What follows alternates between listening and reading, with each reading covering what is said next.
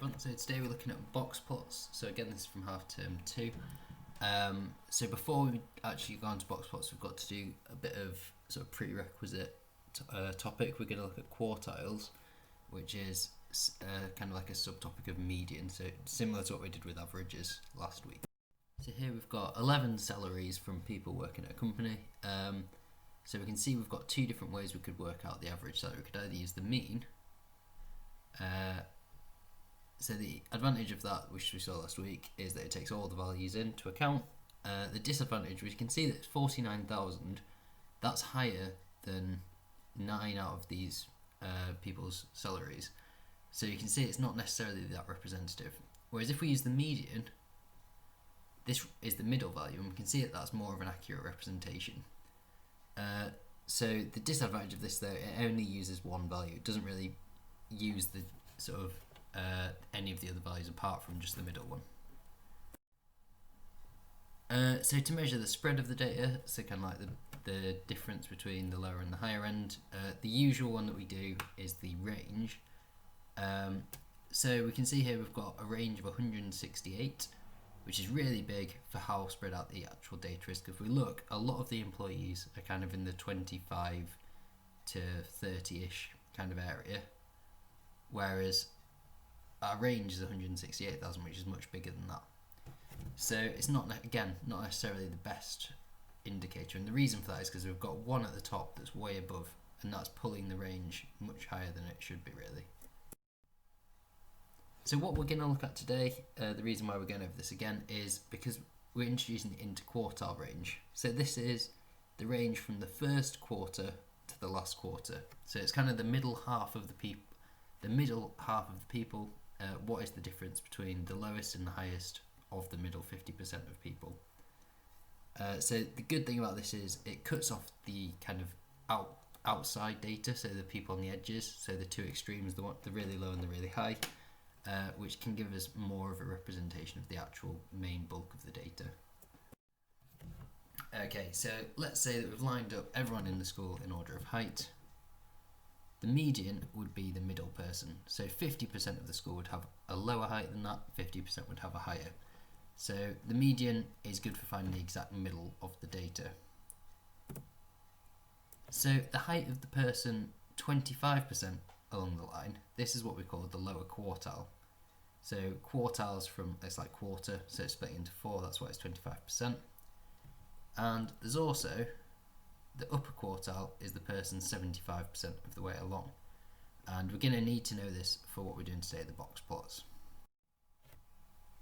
Okay, so 50% of, so if you want to pause and just have a think about these yourself before I go through them, that's a good idea. So we've got 50% of the data has a value more than so the median marks the middle 50%, so that means 50% of the data is below it, 50% is above. So it'd be the median for this one. Okay, 75% of the data has a value less than, so that one would be the upper quartile, because 75% of the data is to the left of that, so it's less than that. 25% of the data has a value more than so that would be the upper quartile as well. And 75% of the data has a value more than so this would be the lower quartile, because that would be 75. That marks the lowest 25%, which means that 75% above it. Okay, so before we do box plots, there's one last thing we need to be able to do, and that is actually finding quartiles from a list. So the good thing about this is it's the same method every time, so it's quite, when you can do it once, you'll be able to do it for all of these. So basically we've got a list here, and we're going to try and find the quartiles for it. So what we do, we say n is the amount of numbers in the list. So in this case we've got 11 numbers in the list, so we say n equals 11. And I'm sure a lot of you are capable of finding the median already. So to find the median of this, we can start crossing off from the outside till we get to the middle one. So in this case that would be 15. And we can see that this is the 6th position in the list. So what we're going to try and do is come up with a formula that relates the number in the list to what position it is for the median and also the quartiles. So for the median, it's always at the position n plus 1 divided by 2, where n is the number in the list. So we can see that that works for this, because we have 11 in this list. So it's 11 plus 1, which is 12, and then divided by 2, which gives us the 6th position. So it's not telling us that the median is 6, it's telling us that the median is the 6th position, and that's when they're in size order already. The lower quartile is, so we do n plus 1, except instead of dividing by 2 now, we divide by 4. So that gives us the 3rd position. So that would be 8 in this case. And the reason why we're dividing by 4 now is because it's a quartile. So we're doing the n plus 1, we're dividing by 4 because it's a quartile. And the upper quartile now, so that is, it's 3 lots of the lower quartile because it's 3/4 of the way through the data, and the lower quartile is at 1/4. So all we do, we take the previous formula and we times by 3. So in this case, it would be in the 9th position. So that means 21. So that means median equals 15, lower quartile is 8, and upper quartile is 21. So we just used these formulas. So when you know the median one, it's fairly easy to remember the lower quartile and the upper quartile, because you can just, to get from the lower quartile's position from the median, we can just divide by 2. Oh, that should be upper quartile here. To get to the upper quartile, we can just times the lower quartile's position by 3. Okay, so if you want to have a go at working out the median, lower and upper quartile on this list, just to check you've got it, you can do. So this one, there's 17 numbers in the list, so you're going to need to use the formula from before to work out what position in the list it would be. Okay, so the median is always at position n plus 1 over 2. So in this case, n is 17. So we do 17 plus 1, which is 18, divided by 2, which is 9. So it's at the 9th position, which means median is 21. Next thing is the lower quartile. So that is at n plus 1 over 4. So we see we get the 4.5th position here.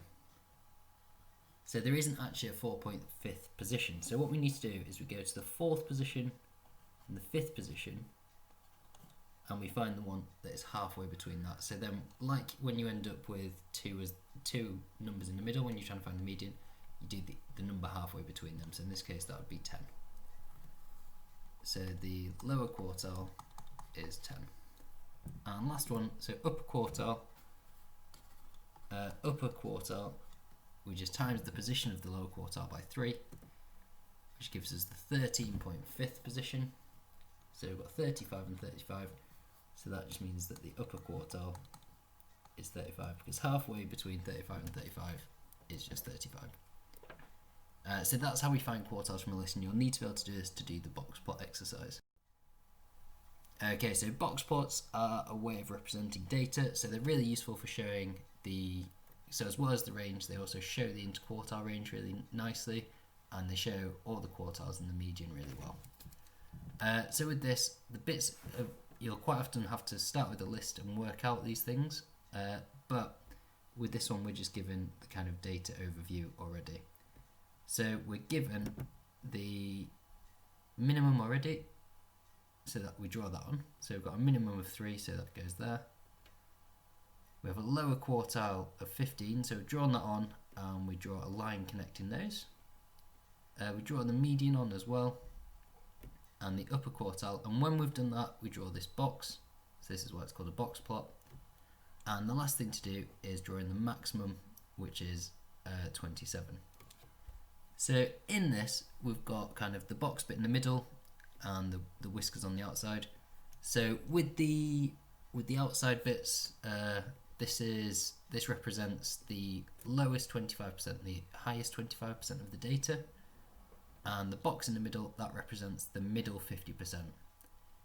So we can work out the interquartile range by just looking at the width of the box in the middle, and the range we work out by looking at the very lowest line to the highest line. So the interquartile range is the width of the box,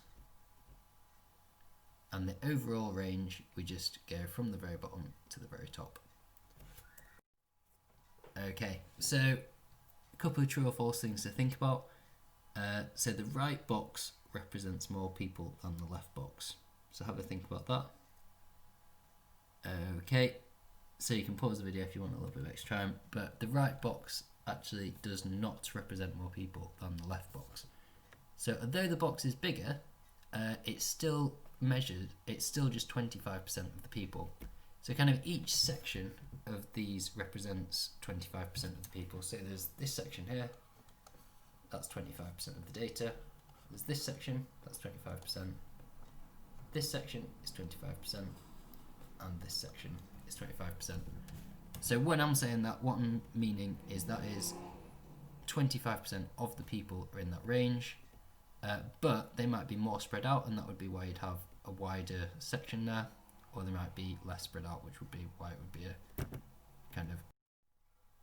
Okay, and the second one, we've got the ages are more spread out above the median.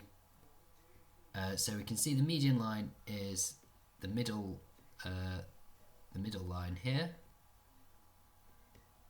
So we can see that above the median it's much more spread out because it just stretches a lot further. So that one would be true. Oh. Okay. So for this one, we're not given all the information. So if you want to pause the video and have a go at this one to check you've understood it, you can do. So you'll need to draw the axis yourself. I've been given it here, but you'll need to draw this yourself. Okay, so you've got a table as well that tells you all the things you need to calculate. Okay, so the minimum is 5 and the maximum is 20, so we write those in. We work out the median to be 8, lower quartile 6.75, and the upper quartile is 13 for this. So the lower quartile is halfway between 6 and 7.5, so we took the average there, and the upper quartile was halfway between 12 and 14, so that would give us 13. And then when we've got them, we can just sketch the box and whiskers diagram, or the box plot, whatever you want to call it, and we've got our sketch there. Okay, so with this one we've got our box plot given to us. We're going to be interpreting this one rather than drawing it. So we've got a sample of 80 football players and the total distance that each player runs in the first half of their matches. So we've got our box plot and we're told there's 80 people. And the question is, work out the number of players who ran a distance of more than 5.6. So we find 5.6 here, so that is there. And our data ends here. So we need to work out how many players are in this section of the box plot. So what we need to do is we look at, so we know that this line here represents the upper quartile and this line here is the top. So going from the upper quartile to the top, we have 25% of the data. So that is 25% of the people. So what we do then, we work out 25% of 80, because that's how many players there were in the sample. So that just tells us that there is 20 people in that category.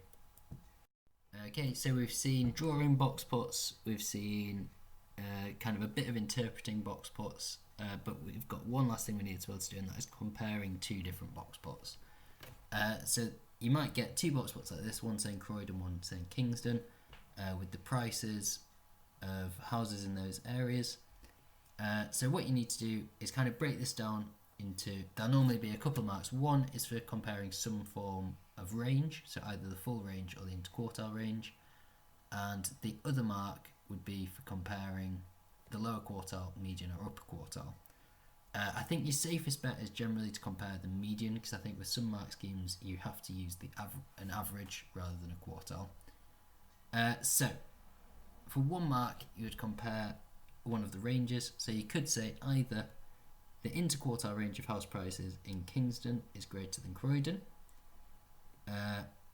or the range of house prices in Kingston is greater than Croydon. So because both of these are greater, that says to us, okay, so the range of house prices in general in Kingston, they're more spread out. So there's some cheap ones, but there's also some more expensive ones. So there's more of a spread of the house prices there. So that's the range sort of ticked off. The other one we'd need to compare is some sort of average. So what you could say is the median house price in Kingston was greater than Croydon. So that just means that on average your houses in Kingston are more expensive, but the house price is also more spread out. So we've kind of interpreted this box plot, and we've come up with a couple of relevant points about the data. Okay, and today's task is attached to the Firefly. Is attached on Firefly. It's got the answers there as well, so make sure you're checking them as you go along. Question 5's got a typo in it. It should say at the end of the question, compare the two box plots, but it doesn't. So make sure that you check your answers with it. If there's any questions, feel free to email. And if you get through it all really quickly and you want some extra practice, there'll be some on Core Book Maths as well if you want to check there.